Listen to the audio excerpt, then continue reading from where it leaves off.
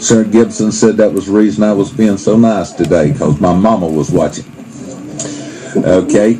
Miss Judy, Thank you, please. Senator Evers, Senator Gibson, and other senators. I came in from Jacksonville today because I thought that this session was going to address an oversight for the abuses that occur within the Florida Department of Corrections. My organization is Forgotten Majority, and I've been working with FDOC since Ken Tucker, actually, through Mr. Cruz and now the current administration. When abuse occurs within any institution within the state of Florida, I get all the letters.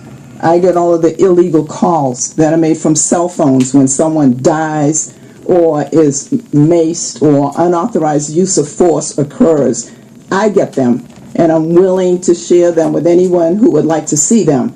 It's a real issue, and there's internal oversight. The IG is internal to FDOC, but these things are going to continue. People are going to continue to die and be hurt within these specific facilities. I want to just take a moment, if you would, and read part of a letter that I received from a gentleman, because this letter is ditto. When I open my mailbox every day, I get this same letter with someone else's name on it. I'm going to skip down and just read certain parts that are critical. This inmate was in the room of another inmate. He shouldn't have been in that room because that was not his assigned room. But when the officers found him in that room, this is what happened.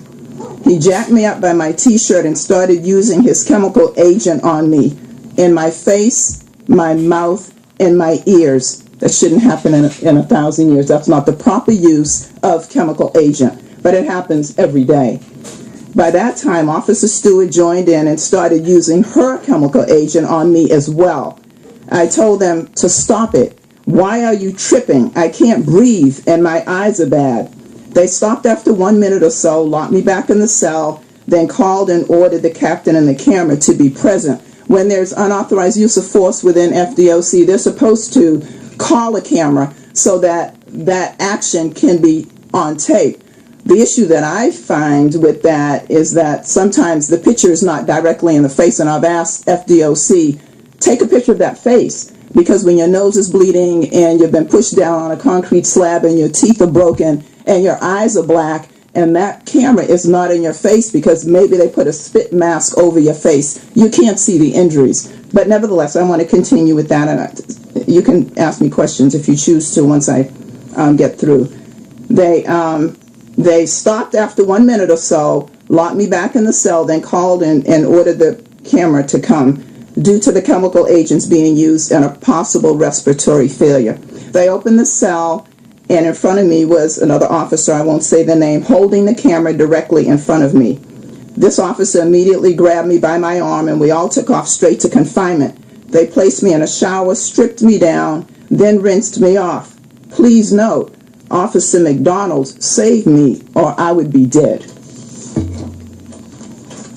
A black African-American man by the name of had the camera, and he escorted this inmate's name is Holly Bryce to confinement, holding me by both arms. I was coughing, spitting, snot running down my nose, my ears and neck was burning, my private parts were burning. I was blinded so bad I couldn't see where I was going.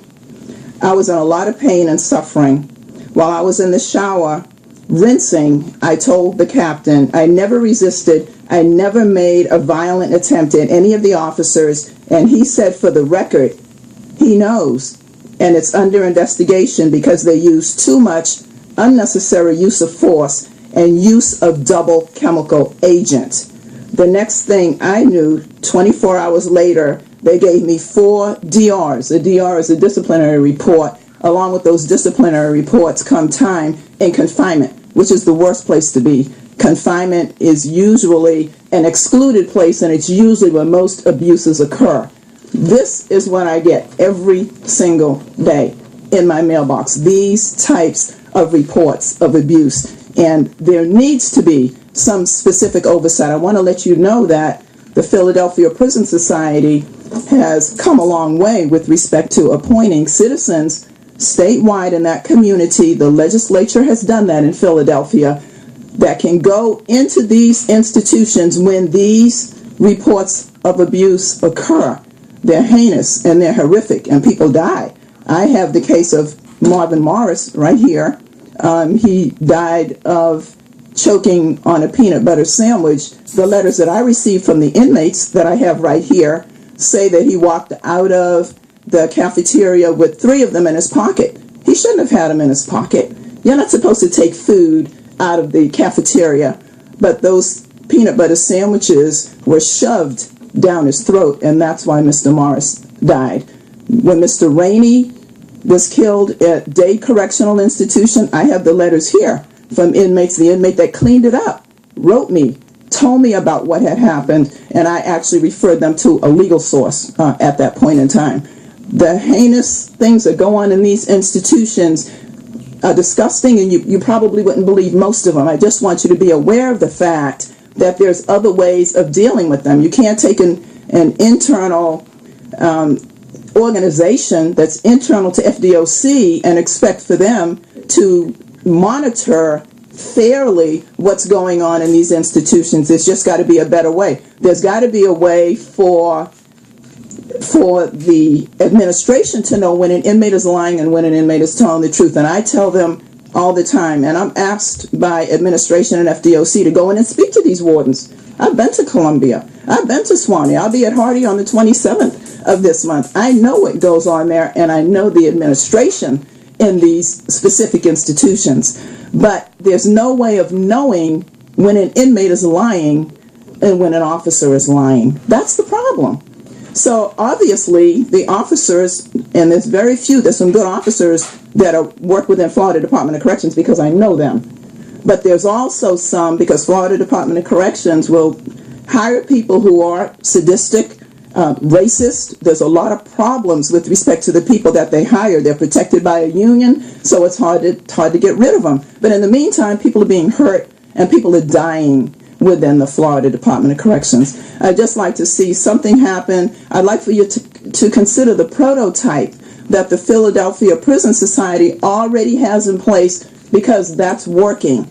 If someone is hurt in these institutions, the only one that can go in is an attorney. You can't talk to your mom when you're put in confinement. You can't call and say help, and nobody can come and see you unless you're an attorney. We are beginning a legal enterprise in Jacksonville, Florida on Senator Gibson's turf. Come July the 1st, we will have brand new attorneys that have just passed the bar working in that legal enterprise, and they will serve the community on a sliding scale fee, and they will go into these institutions when abuse occurs. We are sending out exit interviews for those that are within 90 days of leaving prison, and we're asking them about their experiences so that we can compile that data and identify the trouble spots, because there's no other way to actually know that. So we're doing all we can on this end to keep people alive and keep people safe, and that's what my organization is all about, and that's why I'm here today. Okay, Senator